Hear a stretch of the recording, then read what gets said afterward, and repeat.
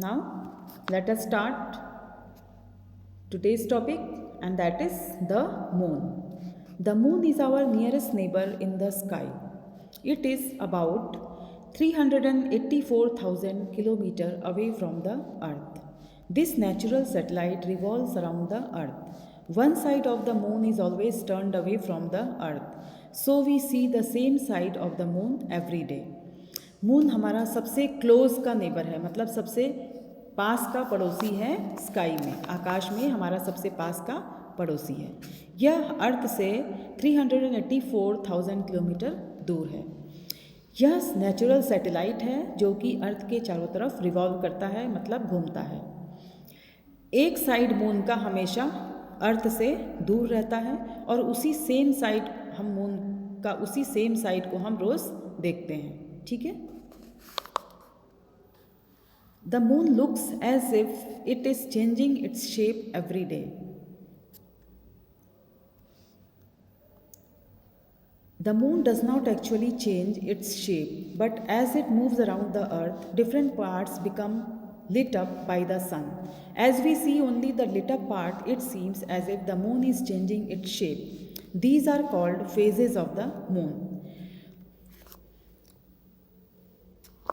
Moon जो है ऐसे लगता है जैसे कि अपना शेप, अपना आकार चेंज कर रहा है रोज़ का रोज़, बट मून एक्चुअली अपना आकार नहीं चेंज करता है, बल्कि जैसे जैसे वो चारों तरफ अर्थ के घूमता रहता है वैसे वैसे वो सन के लाइट से लिट होता है। मतलब उसका प्रकाश, सन जितने उसके एरिया में सन का प्रकाश पड़ता है उतना उसका भाग जो है वो चमकता है, ठीक है। सन का प्रकाश मून के जितने एरिया में पड़ता है उसका उतना भाग हमें चमकता हुआ दिखता है, और हम उसका जो चमकता हुआ पार्ट ही सिर्फ देखते हैं, ठीक है। और इसीलिए हमें ऐसे लगता है कि मून अपना चेंज कर रहा है शेप, मतलब अपने आकार को चेंज कर रहा है। इसके जो डिफरेंट ये शेप्स हैं उसको हम बोलते हैं फेजेस ऑफ द मून। मतलब मून का पूरा मून में, इसका मतलब इसके पूरे इसमें सन की लाइट पड़ रही है, इसमें सन की लाइट इतनी पड़ रही है, इसमें इतनी पड़ रही है और इसमें इतनी ही पड़ रही है। तो हमें ये सब सन की लाइट की वजह से इसमें ये चमक हमें दिख रहा है, चमकता हुआ। ओके, मून की अपनी लाइट नहीं होती है, ये सूर्य की लाइट से चमकता है। There is no air or water on the moon, therefore there is no scope for life to exist on the moon. Moon में एयर और वाटर नहीं होता है, इसलिए वहाँ पे लाइफ एग्जिस्ट होने का कोई स्कोप ही नहीं है, मतलब वहाँ पे हम जीवन नहीं पा सकते।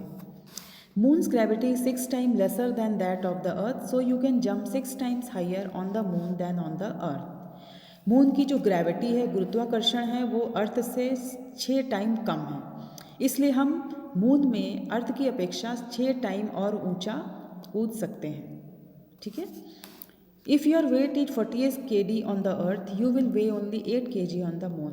अगर आपका अर्थ में वेट 48 kg है तो आपका मून में वेट सिर्फ 8 kg होगा, क्योंकि इसकी ग्रेविटी जो है वो 6 टाइम अर्थ से कम है।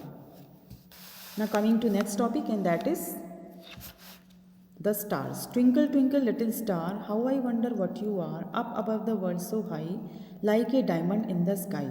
You might recall this rhyme when you look in the clear night sky, and you might wonder how many stars are there, how big are they, how far are they, where do they go away in daytime. There are so many stars in this universe, as many as 22 zeros after 10.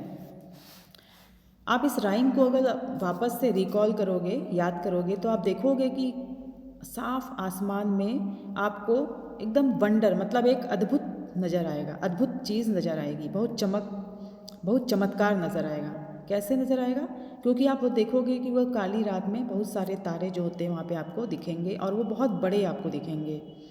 आपको पता करना है, मतलब आपको बहुत छोटे तारे दिखेंगे। अब आप को ये आगे बताएंगे कि वो कितने बड़े होते हैं और हमसे कितने दूर होते हैं, और वो दिन में हम कहाँ चले जाते हैं। यूनिवर्स में बहुत सारे स्टार्स हैं, हम अगर 10 के बाद 22 ज़ीरो लगाएं तो इतने स्टार्स हमारे ब्रह्मांड में पाए जाते हैं। Some stars are many times bigger than our sun, they have their own light, our sun is also a star. The brightest star we see in the night sky is Sirius. It is 25 times as bright as the sun.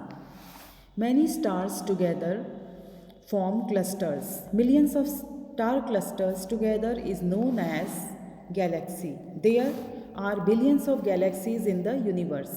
The name of our galaxy in which our solar system is Milky Way. The brightness of the stars is due to the nuclear reactions of certain gases in them.